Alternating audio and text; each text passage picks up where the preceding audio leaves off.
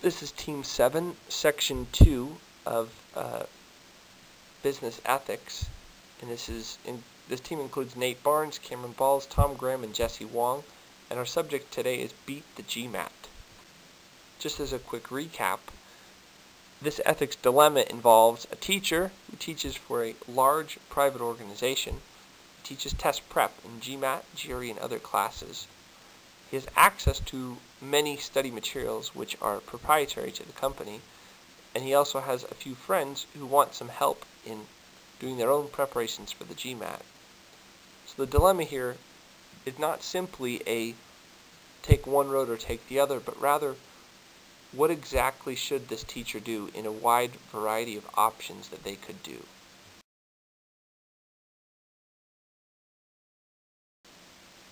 So in addressing this case, we looked at this from several different forms of ethical analysis. First approach we took was consequentialism. This relies heavily on utilitarian theory. In this case, the questions that we asked had to do with the greatest good or the greatest utility that was created.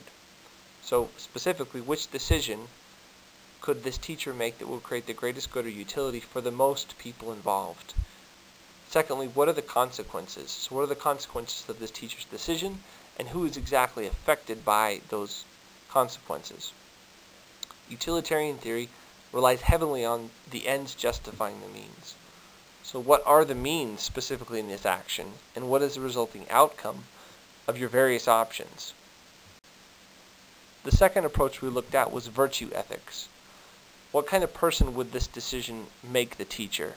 What personal virtues does the teacher currently have, and does either choice or any of these choices in the set of this specific dilemma make him or her a better or worse off person? Secondly, disclosure is a big element of virtue ethics. So how exactly would your actions change if it were broadcast on TV, on radio, or if other people were just to know about it publicly? Lastly, integrity is a very important part of virtue ethics. So what exactly is this teacher's personal integrity, and how is he valued his integrity so that he can express his own personal gifts, his own knowledge of the test material, and his desire to help friends, and maintain that integrity with his company. So in analyzing this situation, we talked to several important sages about this dilemma. The first one we talked to was Kevin Tolman, who's a senior director at Cadence Research, and we asked him about the dilemma, and immediately after looking at the case, he came up with his own response had to do with how would this one action affect your own reputation in the future. His insight was that he thinks people oftentimes make mistakes for not considering the future implications, and that if he were Mike, he would start by considering what he stood for and what kind of person he wants to be, and then trying to have his behavior mirror that person that he wants to be.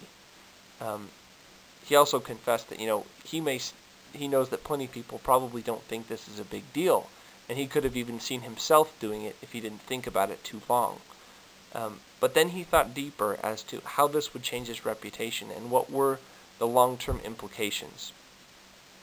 Which is his next point here, was the future implications. And not specifically if there were some future consequence, but rather how would this set a precedence in his own individual mind for the future actions that he would take.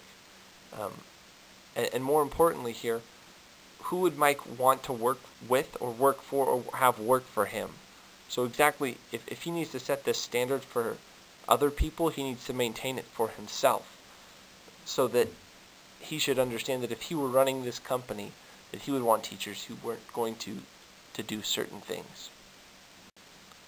The second sage we talked to was Dave King, who's a current research manager for the Cicero Group and a candidate for a PhD in business. So he had a couple of very unique and different perspectives from Kevin, which came out very quickly. He had a very utilitarian perspective, as he had worked with several law firms on some NDA and non-compete agreements. And his point immediately was that most companies would not enforce an NDA on a teacher of this, this small. It's really not enough money to get involved to actually affect the company, and it's not worth paying the legal fees, which was an interesting thought. It was a very utilitarian approach to this idea. And he noted just offhand that, it seemed as if Pareto efficient outcomes, i.e. these outcomes where no one else is made worse off, are very achievable in this situation. But it seems as if, to him, the ethical dilemma was you couldn't use the actual materials, but Mike has every right to help his friends out with those issues that they have. And so that was kind of Dave King's approach to the situation, which was very unique from Kevin's. Our final recommendation from talking with everyone, was that based upon the insight and advice from our sages and our own ethical analysis, we recommended that Mike go through thinking about this with several steps. The first and most obvious one here is that he needs to better understand the current non-disclosure agreement he has signed with his employer. Secondly, it seems as if much of his frustration and his decision-making is based off of this relationship he has with his employer and their inability to pay him the wages he feels he deserves.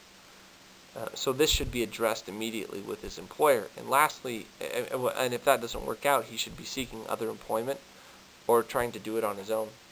And lastly, the most important ethical step here is that he needs to be straightforward with his friends and anyone that would like his help, that he does have proprietary material and resources which he cannot share with them, but anything that he has previously learned, he has the ability to share with them.